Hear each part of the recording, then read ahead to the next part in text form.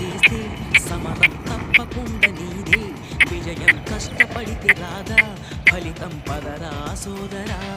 నీ ధైర్యం తోడై ఉండగా, ఏ సాయం కోసం చూడక, నీ ధ్యేయం చూపే మార్గంలో పోరా సూటిగా.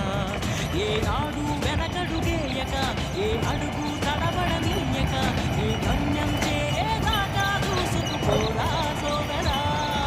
పట్టుదలతో చేస్తే సమయం తప్పకుండా